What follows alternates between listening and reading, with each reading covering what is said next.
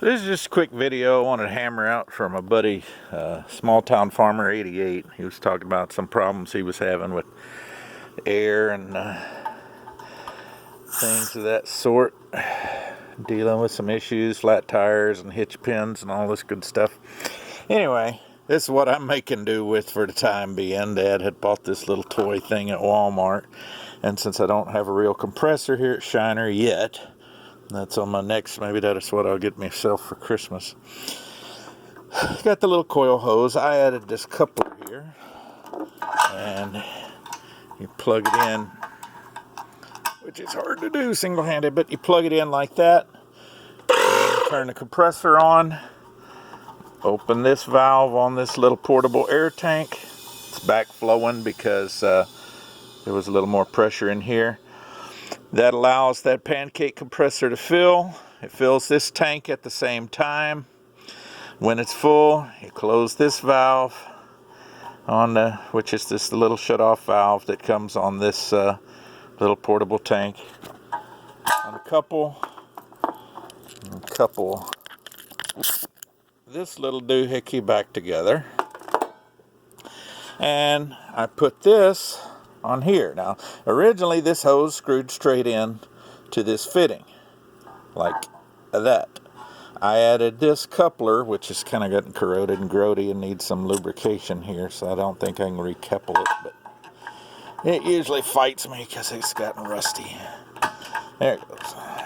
Oh, but this don't want to drop. Anyway, the idea is, with this coupled direct, it will fill this tank as long as this valve is open.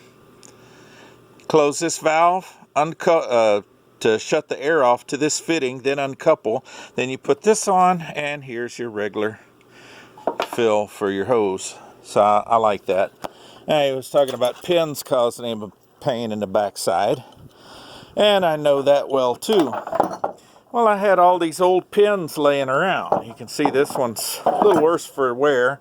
It's been used on those choppers, and that literally just hammers the living snot out of those pins. But I had a bunch of old pins laying around like this from fertilizer buggies and stuff, and they would just hammer the tar out of the pins too over time. So what I did was, usually on these pins, especially on a fertilizer buggy and stuff, this hole here was for the factory, the little bale handle, which is kind of like a pail handle or whatever. It's that sort of heavy gauge wire loop handle. And of course those get bent, whatever, they disappear. And then you're over there trying to pick this hole out of the pin by this stupid little bunged up washer, which you can see the washer's all bent because it's been hammering around down in the oversized hole. So first thing I do, weld on a big fat good washer, quite a bit wider. It's not going to drop part way into the hole and get bent because of constant hammering. So this keeps that pin, it's going to stay up out of any oversized hole. I weld a long scrap bolt on there. You usually end up with old bolts laying around that the head gets munged or the thread gets munged or whatever. So I go on and weld that bolt head directly to the top of the pin. This is the bolt sticking out. Heat it here, bend it 90 degrees. Now you got a good stout handle. You can pull that pin out, you can wrestle it out. If you can't get it out with that handle, it ain't coming out. Take some old chain like this, because I absolutely despise putting stupid little hairpins and stuff. I've even gotten some self-locking hairpins that they kind of cross over. My fingers don't bend that far, but they cross over at 90 degrees, sort of like an and sign. And so they come around here and hook above the part sticking out over here, so that they're supposed to be, weeds can't pull them out and stuff like that. Yeah, anything that gets hit by enough weeds is going to come out.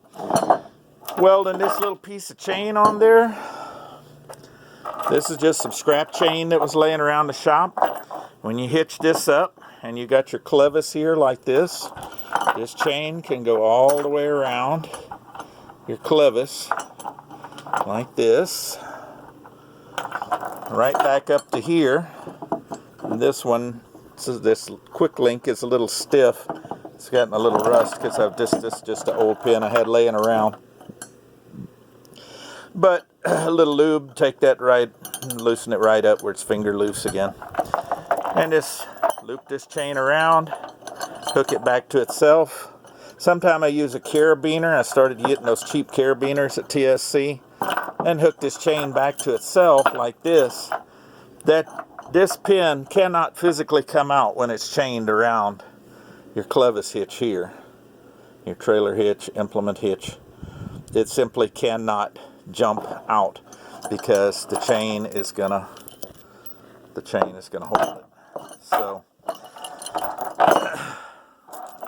I love that pin design. I came up with that myself. It works like a champ.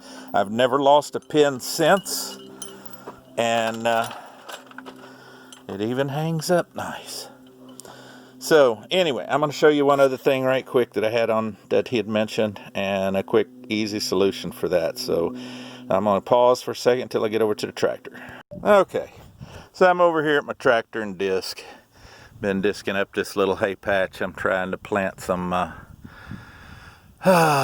winter oats and peas and a mix, and maybe put in a couple rows of garden stuff over there and odds and ends. Anyway, yeah, SmalltownFarmer88 had mentioned that he was having problems with the hay catching on the pin. You know, you got a pin. Yeah, I know this is a factory pin, and with the little hairpin underneath and all that crap. Anyway, when you're baling hay, your hay catches on this, tends to rip these stupid pins out. You get a wad of hay here. Before you know it, you got a 3-foot wide wad of hay there. And then it turns loose and it goes straight back into the baler pickup, clogs the baler pickup, snaps the shear bolt, releases the safety clutch, whatever. Huge pain in the butt.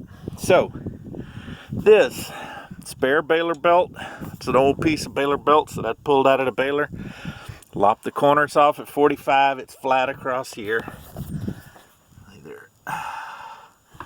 I guess that showed up. I ain't getting in the dirt to find out.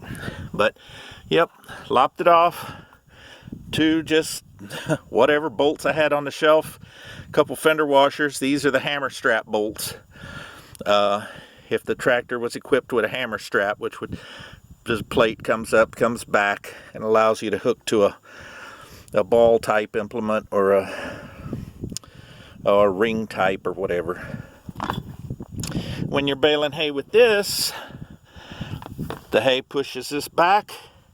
It just rides against the tongue here.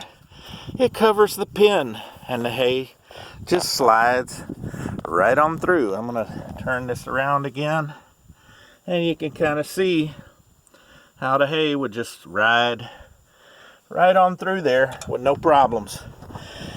Yeah, that's an older belt. It's a little floppy. I don't care. Back up in weeds, it just doubles back and it flops forward. And I just leave it on there all the time because I don't need to pull it off. Works good. So anyway, I'm going to be doing a couple of videos or hay video, and may even experiment with some editing. See how that works. That's a skill that I haven't developed yet or learned. But yeah, we had a little update. Dissed out the hay grazer. You can see there's roots and stuff left there. And I got my packer roller ready to go and everything. But I'm trying to get that stuff in the ground this weekend. We can't buy a rain here. It is just dry. And I hate to dry plant stuff and wait for a rain, but I'm already close to a month late planting this stuff as it is. And if I don't get it in the ground, it's not going to do anything.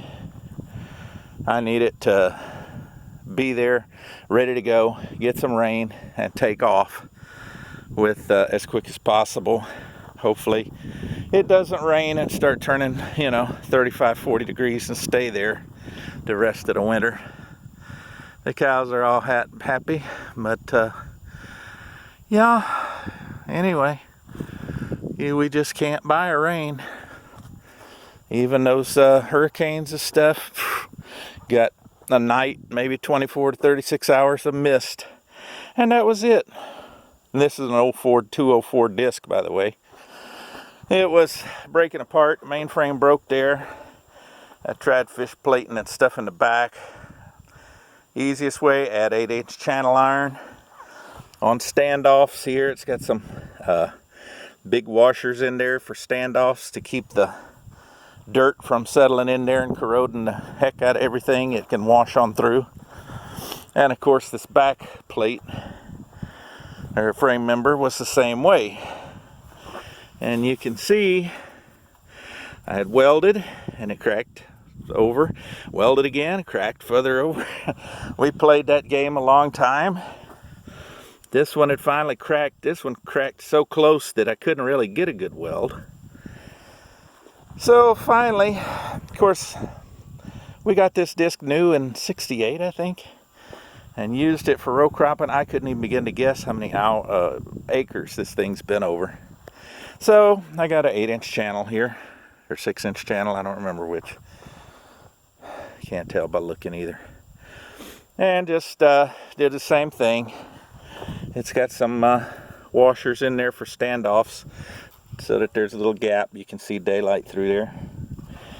And keep the dirt from piling up and water and everything from just being trapped in there. It can cook and get out of there. And then bolted it up. And it'll last long as this thing will. This stupid disc, when it was originally equipped with sealed bearings. And talk about a pain in the butt. And probably 20 years ago I replaced them with greasables, and I don't know what it is about engineers and sealed bearings. They just love the stupid things. And you know, if you're operating in a clean environment, sealed bearings are great for anything working down in the dirt, in the soil, in wet, dry, dusty, muddy, weather exposed conditions. They're worthless, absolutely worthless. And especially now, if you pull a sealed bearing apart, they put a little dab of grease about like that in the edge of the bearing. It's not even in the path between the balls or anything, or in the cage, the little plastic, you know, ring that the balls are popped down between. Nope, just right on the edge of the race, you know, over here, you know, if the balls were running between my two fingers there, over to the side where the ball will never touch it. So I guess the idea is if the bearing gets scalding hot enough, the grease will melt and run down between the balls and lubricate them. But you remember, you know, how we as kids were taught how much toothpaste to put on your toothbrush, little spot the size of a pea or so, or a little bigger, maybe 2 peas. Yeah, that's how much grease they put in these seal bearings, and then they wonder why they fail. So yeah, seal bearings, I am not a fan. Junk, as far as I'm concerned. Anyway, you know, maybe somewhere way up the top of a baler where they never hardly see any dust or dirt, you know. But even then, well, if your baler gets caught out in the rain, they get water.